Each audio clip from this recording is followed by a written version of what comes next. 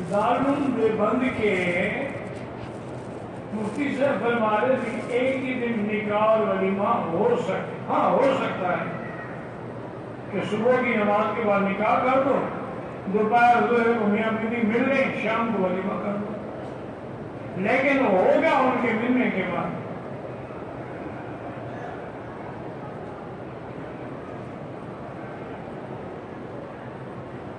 کہتے ہیں کہ اکثر لوگوں کو ہم نے دیکھا ہے کبوتر چوک سے گندم کے دانے اٹھاتے ہیں اور کہتے ہیں کہ یہ بے اولاد لوگوں کو بہت فائدہ ہوتا ہے۔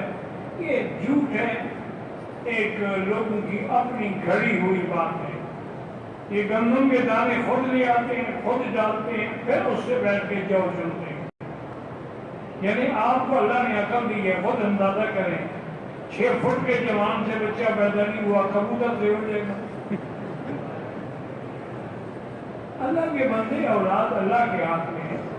یَهْبُ لِمَن يَشَاءُ إِنَاثًا وَيَهْبُ لِمَن يَشَاءُ الذُّكُورَ، جس کو چاہے لڑکی دیں جس کو چاہے لڑکے۔ ہم نے ایسے لوگ بھی دیکھے غریب جن کے گھر میں روٹی نہیں، 12 بچے ہیں، اور دوسری طرف ایسے لوگ بھی ہیں جو بالکل بہت بڑے شانہ زندگی گزارتے ہیں، ایک اولاد بھی نہیں۔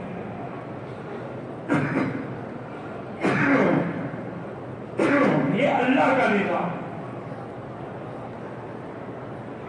ان کا کیا ہے جی، یہ تو مکے میں آ کر افسوس، کعبۃ اللہ میں آ کر بھی تمہیں توحید سمجھ نہیں آئی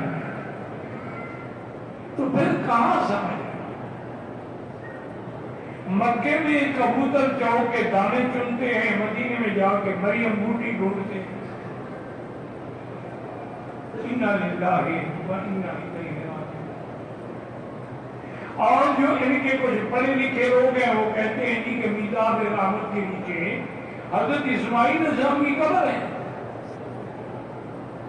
اور زمزم سے لے کر حجر اسود تک 70 نبی کی قبر ہے، یعنی یہاں بھی وہ قبروں کا طواف کر رہے ہیں، خدا کے کعبے کا طواف نہیں کرتے۔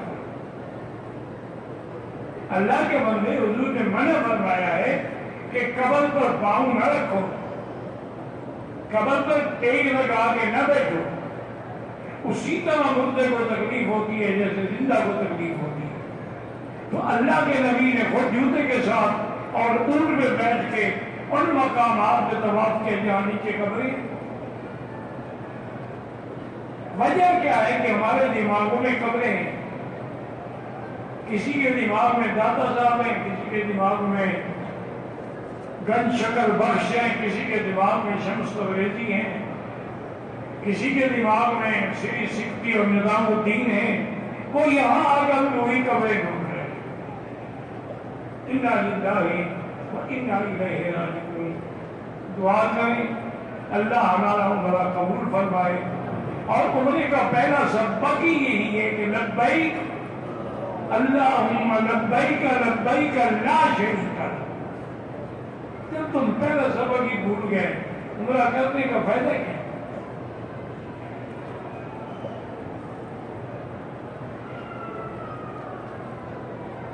ہماری فلائٹ 11 رمضان کو جدہ سے ابو ظہبی سے کراچی ہے۔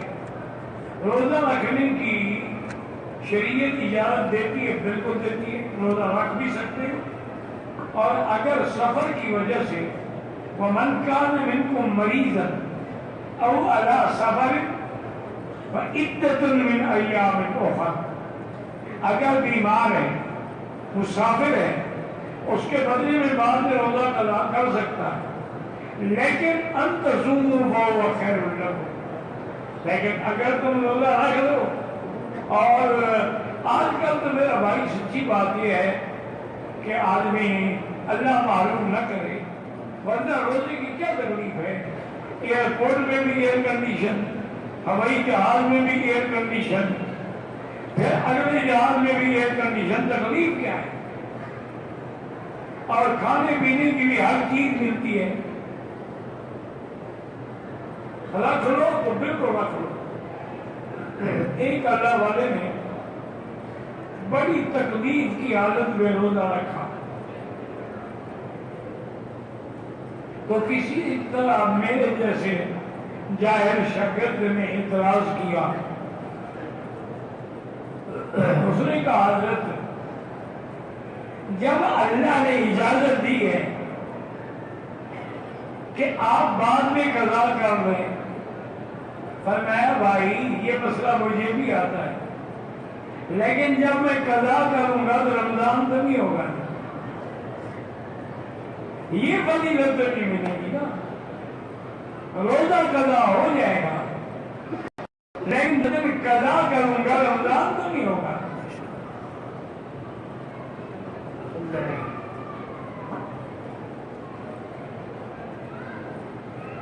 کل عمرہ کیا ہے، صبح عمرہ کرنا چاہتا ہوں، بال نہیں ہے، نہ بھی ہو تب بھی اس طرح پھروائے، اگر کوئی گنجا بھی ہو تب بھی اس طرح پھروائے.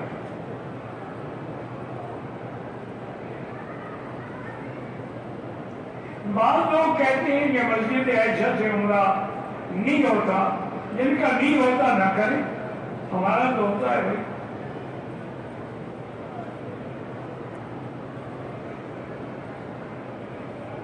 آپ دیکھیں کہ یہاں پر اسلامی حکومت ہے الحمدللہ، اور دوسری یہ ہے کہ اہل سنت والجماعت پکے موحدوں کی حکومت ہے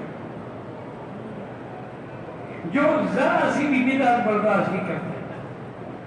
اب دیکھو نا لوگ جبل نور پہ جا کے بدعتیں کرتے تھے، میرا بند کر دو، ٹھیک ہے کہ وہاں فوٹو کھنچواتے ہیں، وہاں اپنے کپڑے پھاڑ کے نپے وہاں باندھتے ہیں اور وہاں جناب اپنے نام لکھتے ہیں. ان بدعات کو دیکھ کر میں کہا کہ بند کریں. اسی طرح بی بی حلیمہ سعدیہ کے گھر پہ جا کے اور ان پتھروں پہ سجدے کرتے کہ جی یہاں آدمی رہتے تھے، ان کی عوام مر جا رہی. تو اگر مسجد عائشہ سے عمرہ منع تھا یا نہیں ہو سکتا، یہ مسجد بناتے، یہ تو بنی ہوئی کو توڑ دے تاکہ کوئی غلطی نہ کرے، اور وہاں آدمی کھڑا کرتے بھئی عورت کرے عمرہ مرد نہ کرے. اور دوسری بات یہ ہے کہ جس حکم میں اللہ کے نبی نے تعیین نہیں کی، آپ نے یہ نہیں فرمایا عائشہ صرف تیرے لیے ہے یا صرف عورتوں کے لیے ہے، سب کے لیے ہے.